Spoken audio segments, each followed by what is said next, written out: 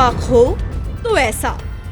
पहले एक ही स्कूल से की पढ़ाई, फिर एक ही कॉलेज में लिया दाखिला और अब एक ही सीट से है आईएएस और आईपीएस की आर पार की लड़ाई।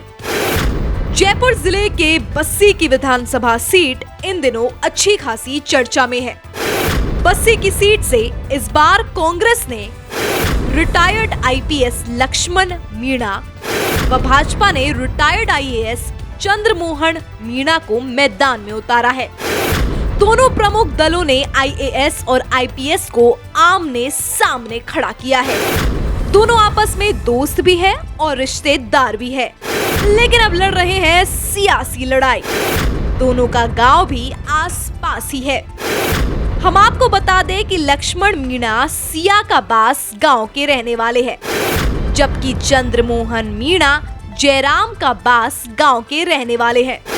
लक्ष्मण मीणा उम्र में चंद्रमोहन से थोड़े बड़े हैं, हालांकि फिर भी दोनों ने एक साथ ही स्कूल की पढ़ाई लिखाई की, यहाँ तक कि कॉलेज भी दोनों एक साथ ही गए।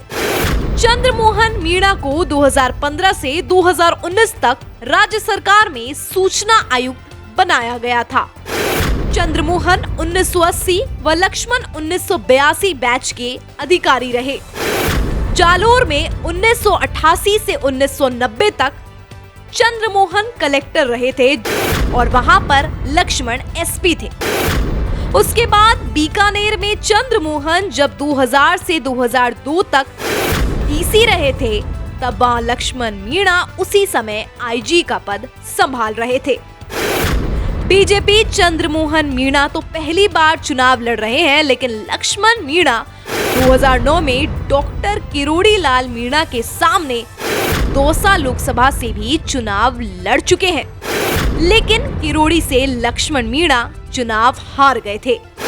2008 से 2018 तक यानी 10 साल विधायक रही अंजू देवी धानका ने बस्सी के क्षेत्र में विकास के नाम पर कुछ भी काम नहीं करवाया था, लेकिन जब 2018 में लक्ष्मण मीणा निर्दलीय जीत कर आए तो लक्ष्मण मीणा ने भयंकर तरीके से काम करवाया।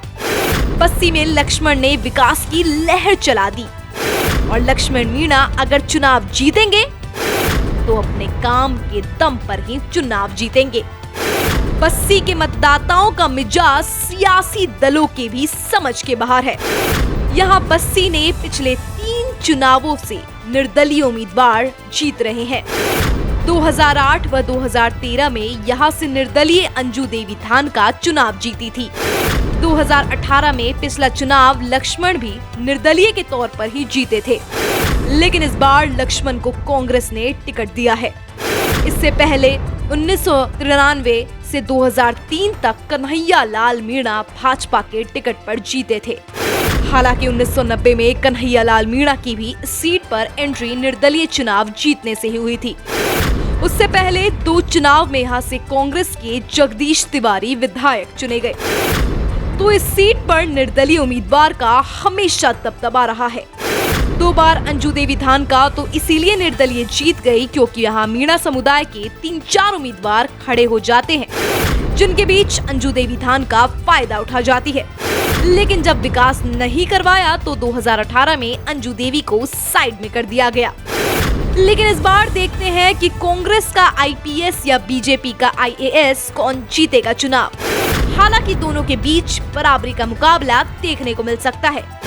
कांग्रेस के लक्ष्मण मीणा किसी से कम नहीं है और उधर बीजेपी ने भी रिटायर्ड आईएएस चंद्रमोहन को मैदान में उतार के बड़ा दांव खेला।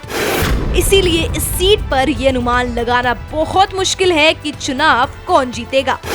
अब ये देखना दिलचस्प होगा कि इस बार कांग्रेस का आईपीएस या बीजेपी का आईएएस कौन मारेगा बाजी।